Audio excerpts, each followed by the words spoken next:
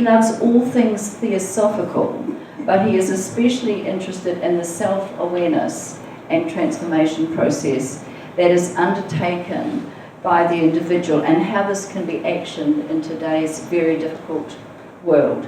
He is a history buff, and as I mentioned, theosophical history is near to his heart. So he's now going to share with us, which I'm sure is going to be very interesting, something of the life of Lillian Edgar. So welcome. Hi everybody. Last year during COVID gave me an opportunity to do a little bit of research that I've been trying to do for some time. I'd heard the name Lillian Edgar and I'd reading, Olcott's diaries and things like that, and she kept cropping up all the time. And so I thought I'll have a deeper look into this, and this is the result of some of the research that I've been having a look at. So she's a remarkable woman. Her full name is Margaret Lillian Florence Edgar, and she was born in Abingdon on the 8th of January in 1862 in England. Abingdon is north of London, up around Oxfordshire.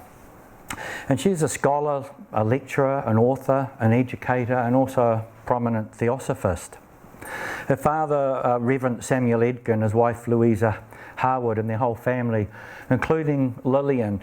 Some people think she was born in New Zealand, but she wasn't. She was actually born in England, but she came out at such a young age. And they came out on this boat, the Matilda Wattenbach, in somewhere around about June of 1862, so she's probably only about 4 or 5 months old, and it reached September in 1862. Now there was about 352 passengers on board this boat, and she's not listed amongst them, but obviously she had to be because she came out and listed all her mother, her father and brother and sisters. Travel was different in those days. It was a pretty hard journey, and you're looking at some of the information on that journey and some of the captain's logs. It says there was 2 births occurred on the passage and 5 deaths. 3 children died of convulsions and teething. A young woman, Mary Ann Baycroft, she was only 19, died of phtitis, which is like a shrunken non-functional eye after 3 months of illness.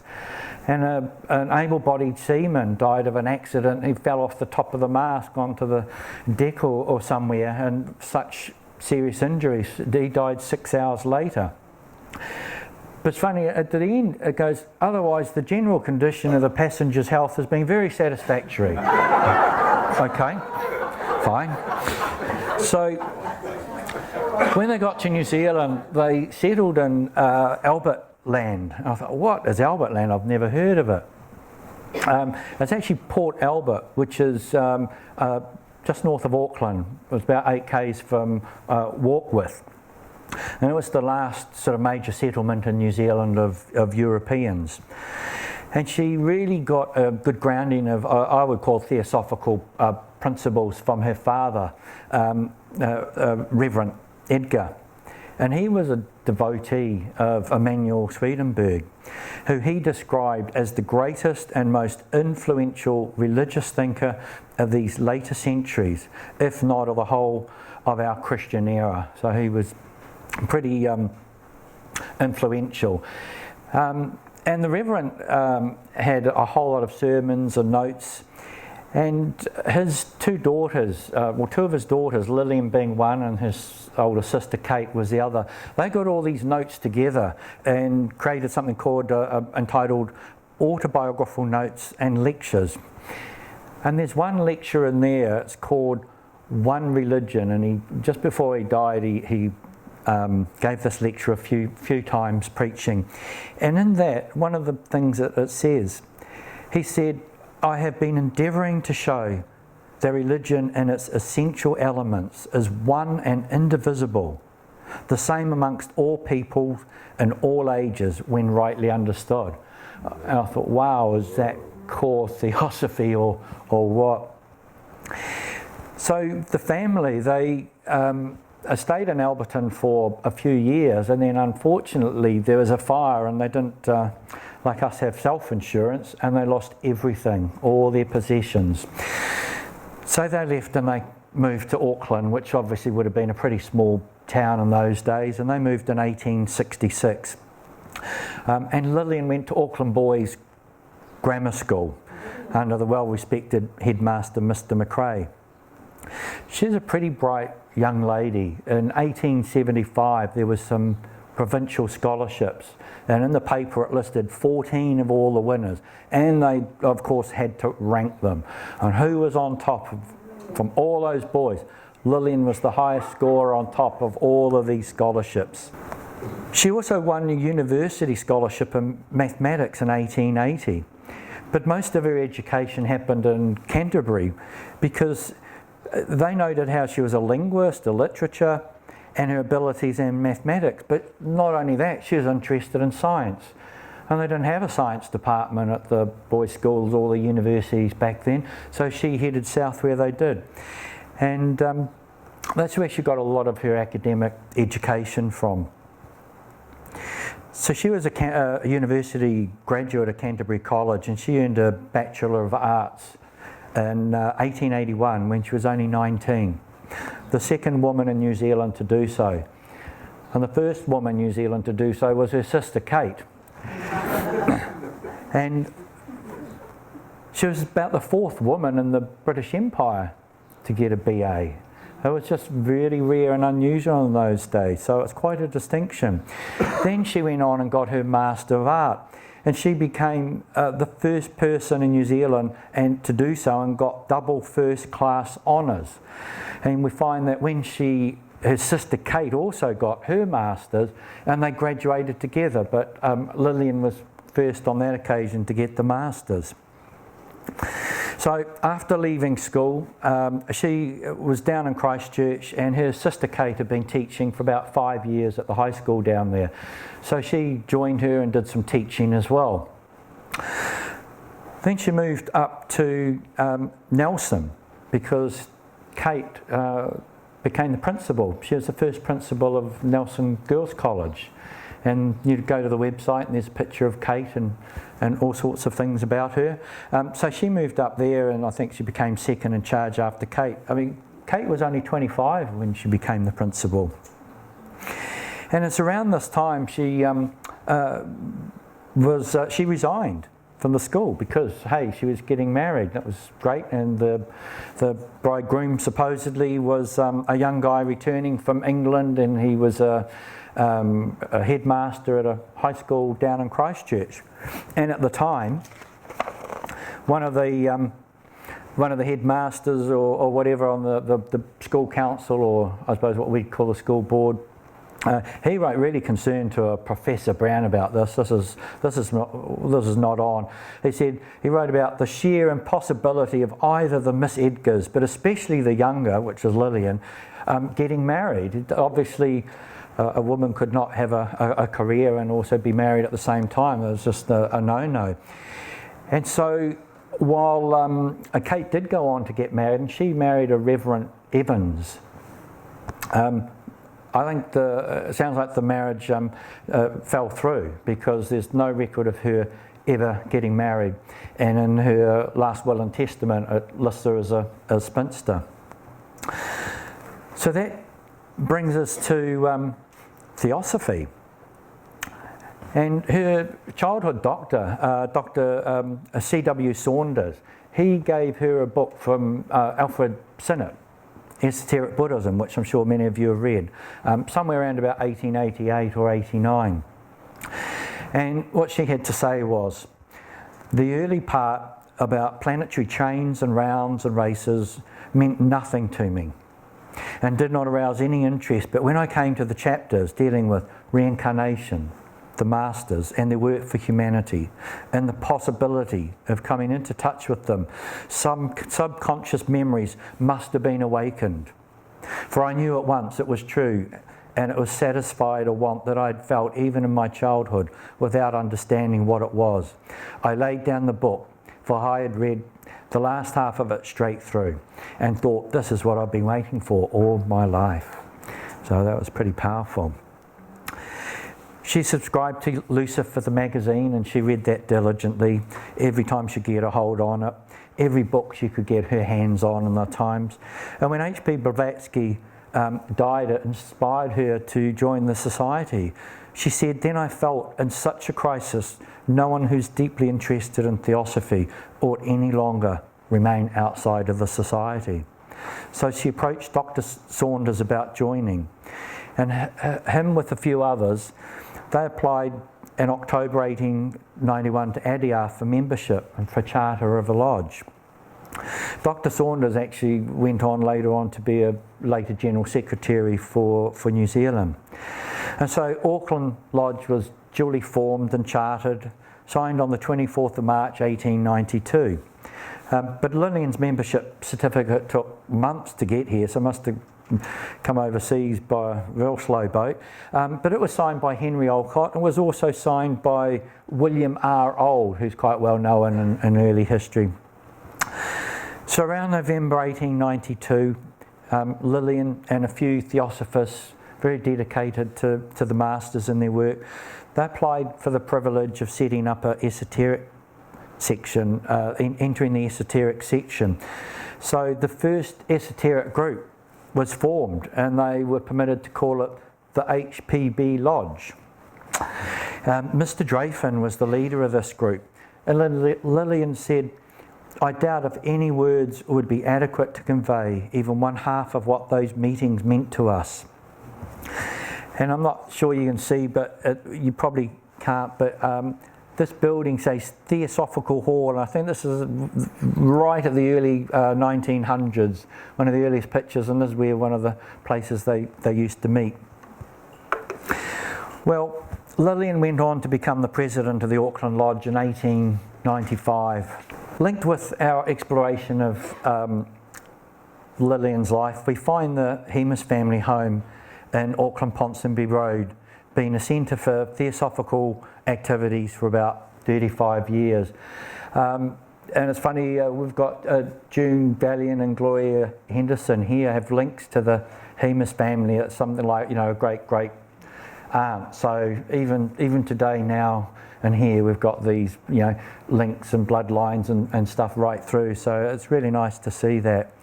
And this house you can see here on the left, it stood high on the hill with amazing views all the way over the harbour.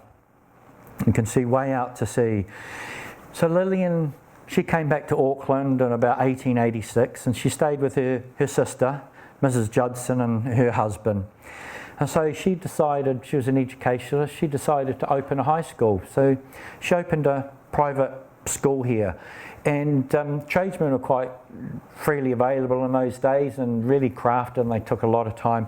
So they beautifully decorated some of these upper rooms and crafted the amazing ceilings and banisters, and they were works of art, they say. And she lived herself right in the top little room, this little dormer right up here. That was where she lived. So the private school, Ponsonby College, she opened that, and she was principal in 1888, and she acquired the property herself in 1893, and there was many a theosophical gathering happened here, and several distinguishing lights of the society came through, international ones. People had the pleasure of staying there, like Colonel Olcott, Countess Wachmeister, Mrs. Besant, Mrs. Cooper Oakley, and Mr. C. Generasa, who Clive was talking about a little bit earlier today. It was quite a busy time around this period. When Mrs. Cooper Oakley came to Auckland in 1893, and Annie Besant was there the following year, staying in that very little bedroom dormer. Edgar's niece, Geraldine Humus, said Mrs. Besant was then in the heyday of her oratory power and gave wonderful lectures to packed halls in the old Albert Street Hall. And the Countess Wachmeister, she was here in 1895, 1896, 1897. We see Colonel Olcott spending a fortnight in Auckland. At this very time, you will see Ministers of various churches in Auckland, well, they weren't happy at all about theosophy, and they branded theosophy anti-Christian and work of the devil and so forth. Well, that was good. That gave so much publicity, and the meetings were absolutely packed. And she said, well, the meetings were never dull. And when Olcott spoke on healing and spiritualism, there was over 1,000 people crowded into the hall. And they called him a genial, well-educated and cultured gentleman. It's very nice, isn't it? In 1890, Lillian Edgar herself was giving lectures in Auckland. Things like practical theosophy, karma and reincarnation, theosophy and science. Well, these are topics we're still talking about today.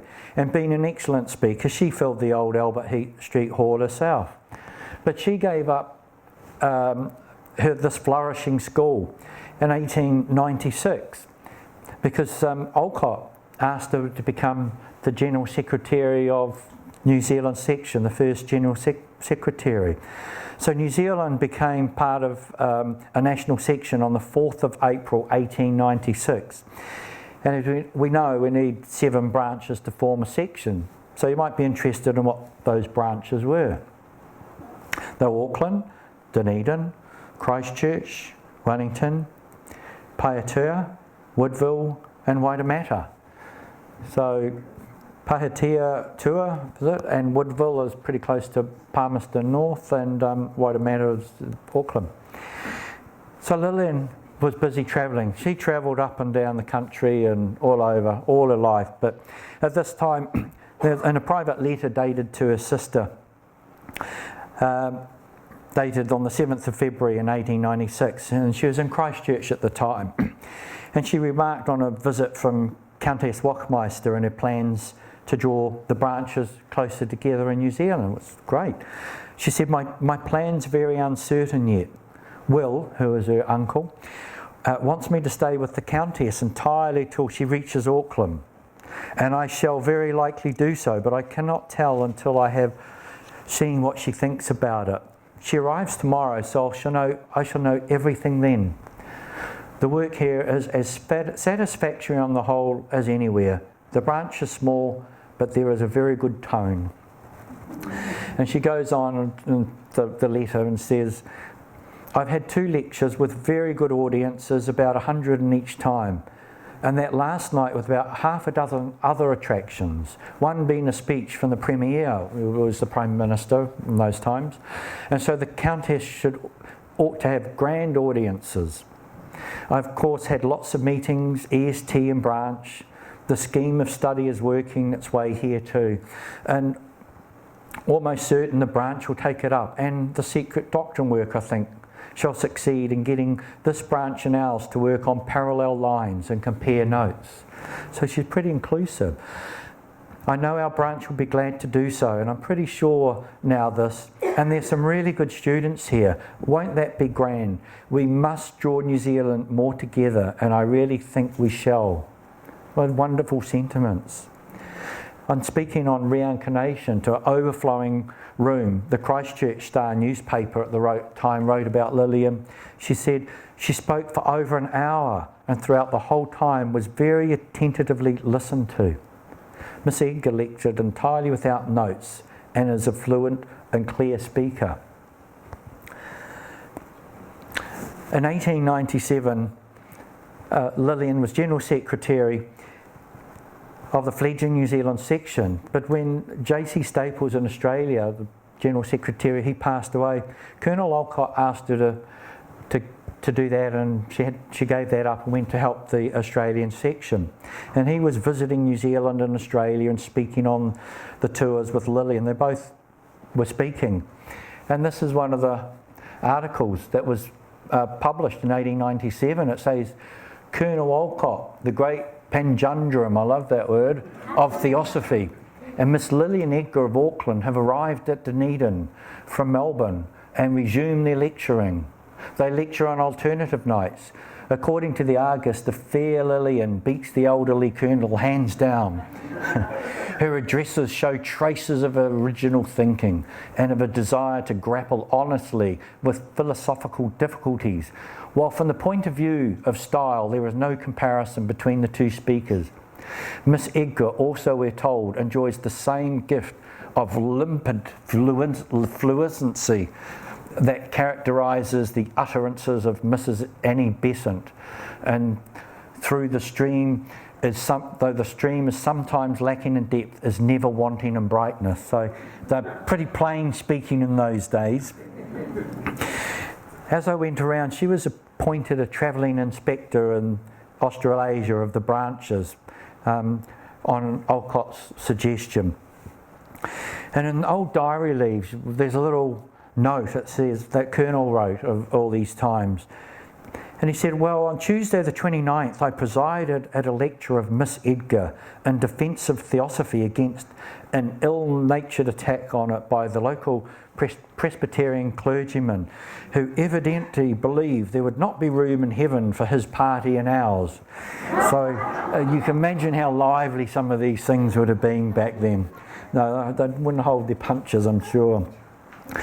And she wrote later around lecturing in all the lodges in Australia and New Zealand with founder Colonel Alcott. She said, those months were amongst the happiest of my life. Edgar's oratory ability obviously made such an impression on Alcott, because at the conclusion of this tour, he invited her to go back to India and lecture there in some part to replace Mrs. Besant, who was busy elsewhere. So there's a letter that she put out about branch work to some of the sections, and I thought that's quite good because we've been talking about branch work, and she says what she thinks it is. She said, we believe, though, it is one of the most powerful factors in our lives, and if that's so, then by sending our thoughts and strength and encouragement, we may do also as much by active work. If every member of the society would devote a few minutes to every day to concentrating the thoughts on the work and thinking strength, harmony, unity, our confidence and power of the masters to guide and perfect the society they would be caused to be formed, then we should find that it would grow far more rapidly than it has yet done. But we also have duties to perform to the society collectively through our branches. Now, we're often inclined to think that it does not matter very much if we stay away from branch meetings, or if we neglect to take our part in the study and other work of the branch. We sometimes discourage our branch and think it is weak and lacking in enthusiasm, and so we do not care to join in its work, and we hold ourselves aloof. Now, we ought to remember that our branch is what we ourselves make of it.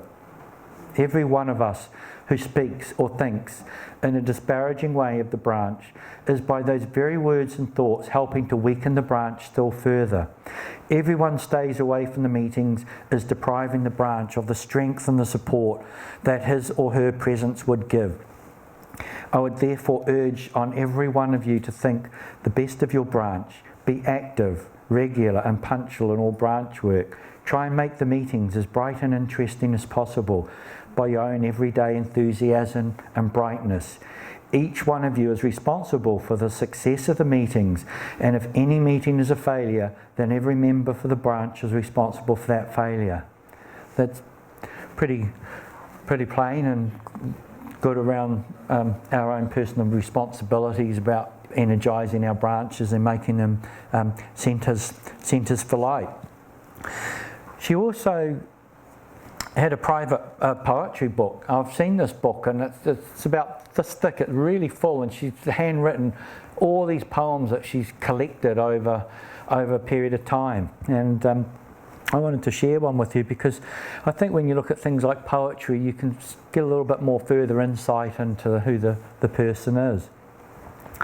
So this one here, it says, here in the heart of the world, here in the noise and the din, here where our spirits are hurled to battle with sorrow and sin.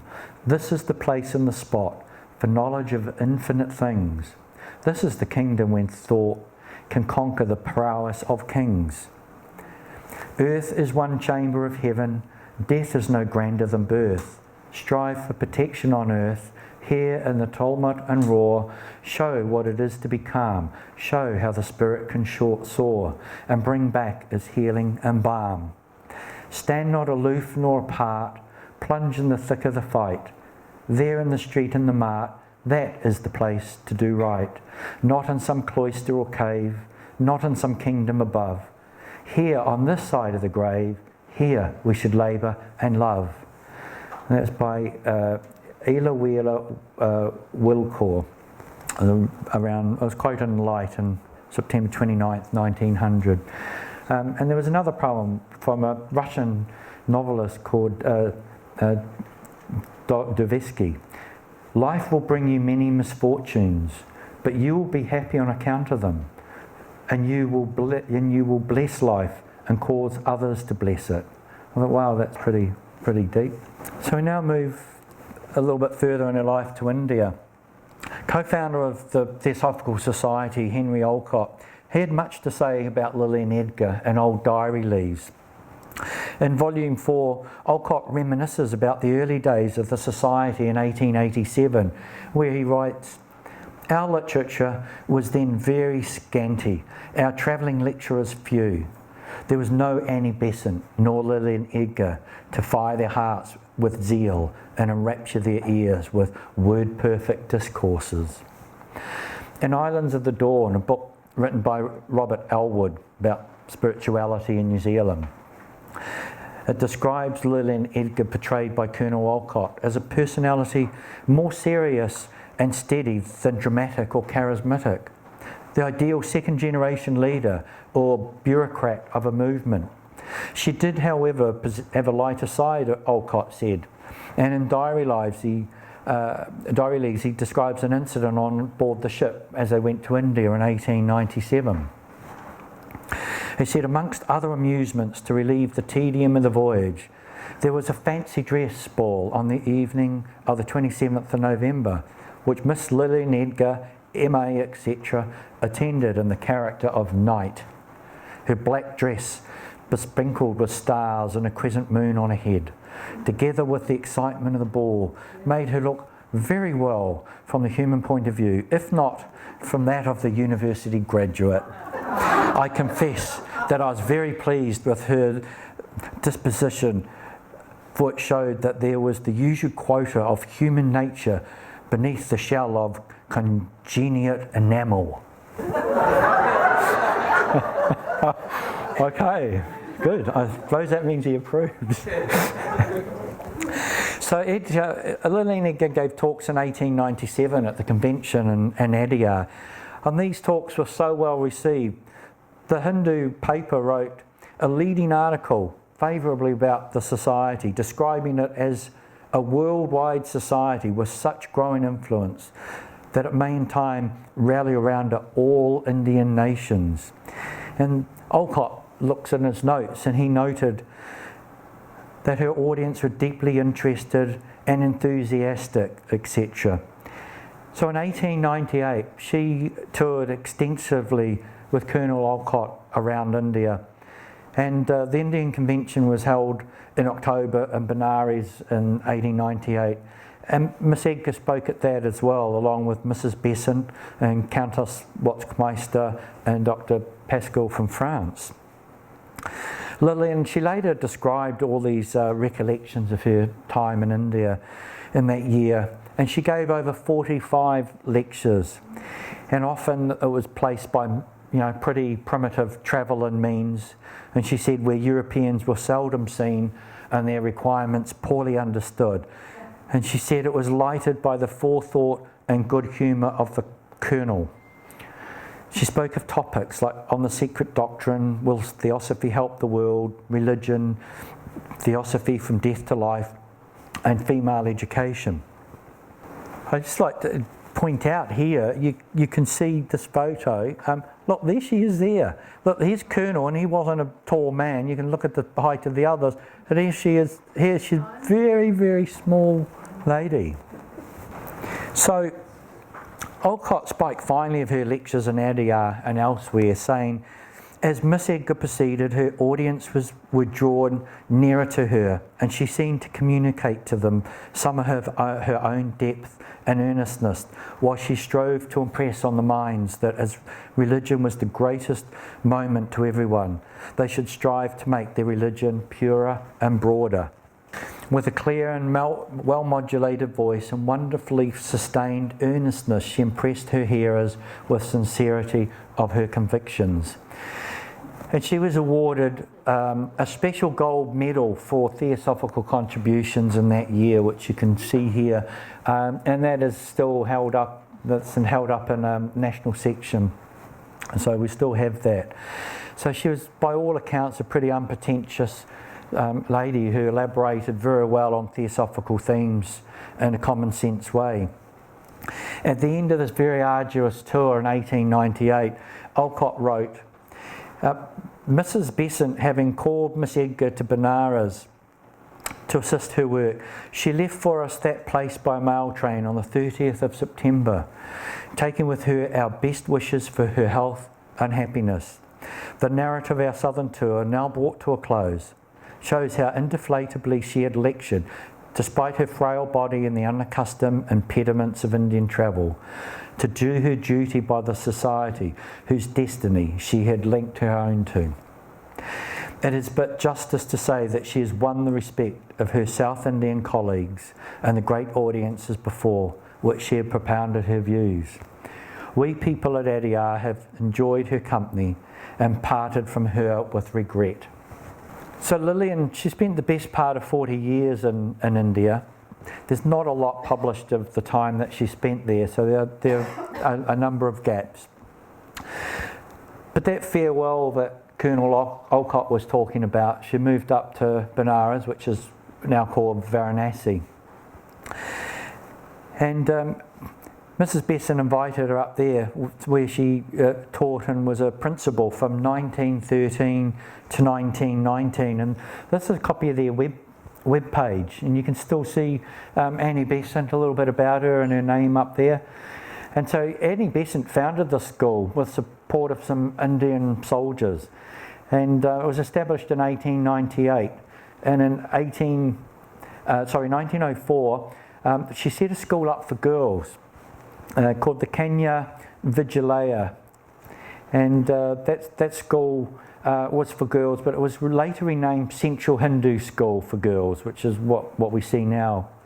And that became incorporated into the Central the University in 1915. The government decreed some of this happening, so it became part of the university, and this is the time when she was there as principal. And it's situated right in the heart of the city, and they've got 6.5 acres with huge lush ground, and with one of the other teachers whose name I can't pronounce, I'm sorry, and Mrs. Annie Besant, it talks about preserving and promoting the national culture and heritage of India. And on this website it says, Theosophists from overseas came to help her in the work of the college, which was established with the object of impressing India's past glory on the minds and hearts of the students. And it talks about Annie Besant was described here as a diamond soul, for she had many brilliant facets to her character. So this is still on the site. And those Theosophists from overseas obviously included the principal, Lillian Edgar. She also tutored in Darbhanga, which is the Maharaja of Darbhanga. He had land up around Nepal, and she was there from 1919 to 1929, and you can see the map of India. So this is where it is, and then you've got Nepal over here. So Darbhanga is in the state of Bihar near Nepal, and it's made up of two words, Dar and Banga, which means gateway to Bengal.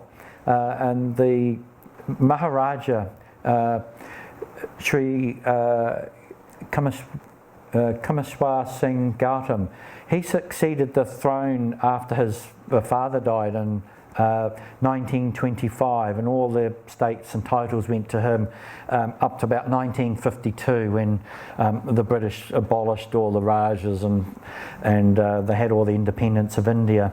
And this guy died in 1962. But the picture there is one of the little boys that Lillian taught. So she went up here, and the Maharaja, they were devoted to Sanskrit traditions, and they were quite orthodox Hindus, and followed Shiva and Kali and those deities. And so Lillian, she said, well, the Maharaja was very orthodox and he didn't want his sons too much Europeanized. And she said, I gave them what would be probably equal to a secondary school education here. And she said, look, I lived my life on the estates, but every morning the boys would come and they would study with me. And then she had spare time in the afternoons to study Hindu philosophy and religions.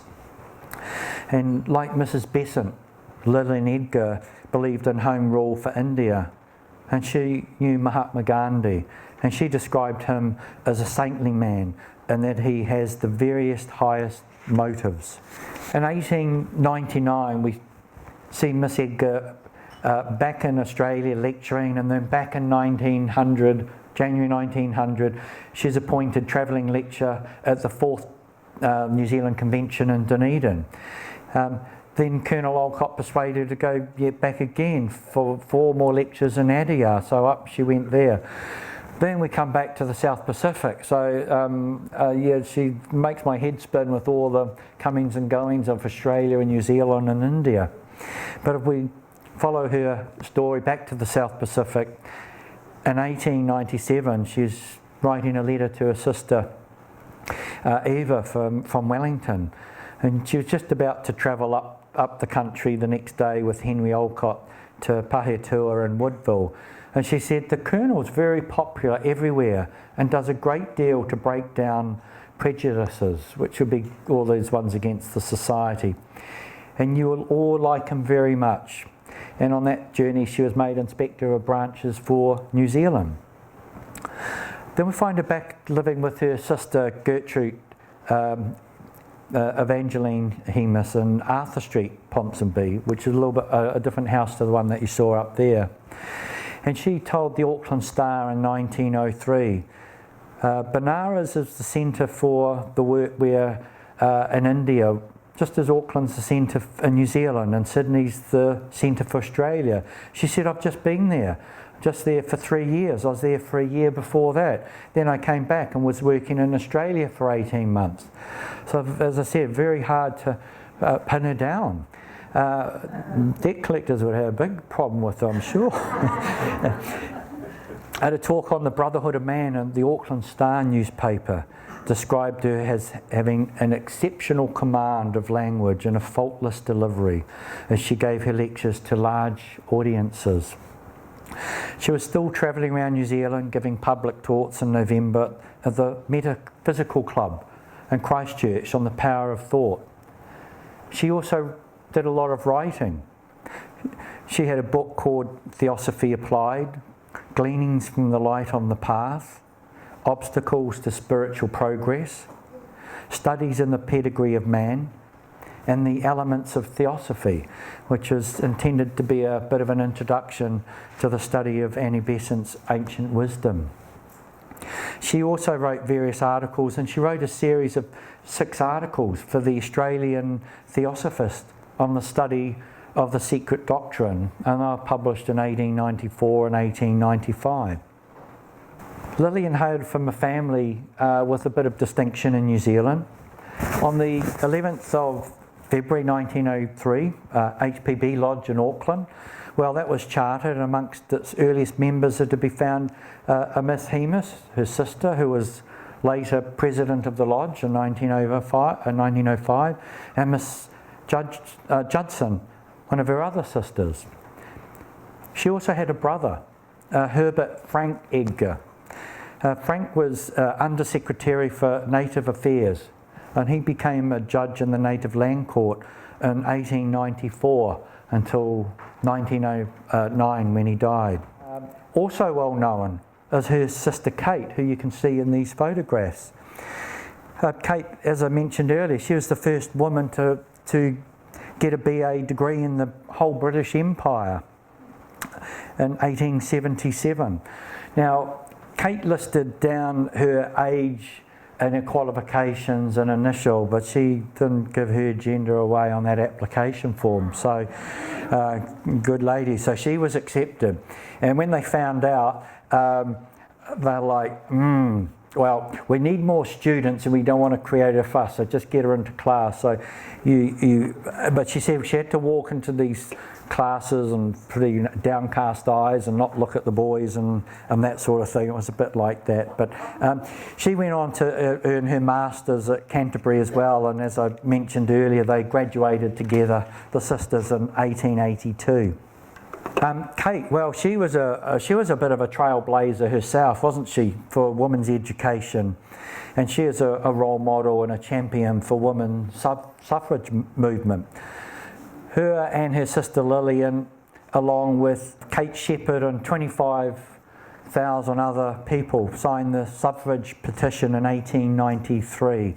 You can see this is like the pages and pages of it, but it's up round here. And there's a thing there, so there's Lillian Edgar's signature, and there's Kate Evans under her married name. So this picture is of Kate. It's funny who would sit outside in your hat that you got graduated, or maybe it's a teacher's hat, but anyway. So that's Kate there and that's Kate there. So the suffrage, well, that was obviously a distinction. New Zealand, we became the first self-governing country in the world on the 19th of September 1893, in which women gained the right to vote in parliamentary elections. It's also interesting to note that Lillian's niece, Geraldine Hemus, well, she was a lawyer and she was the fourth woman admitted to the bar in New Zealand. She was also one of the founders of Vasanta Garden School, and later president of the National Council of Women. Geraldine Hemus also served as treasurer for the New Zealand executive of the Theosophical Society. She often spoke at the TS public lectures on topics like the power of thought, justice or mercy, witch, the change we call death, and prohibitions and points of view. She is instrumental in the establishment of the Vasanta Garden School, which opened in Epsom, Auckland in 1919, and which is based on theosophical ideals of education. And I believe June went to that school, and for a day. Arthur Goodall in our branch, he went to that school. There's a few people still around who went to that school.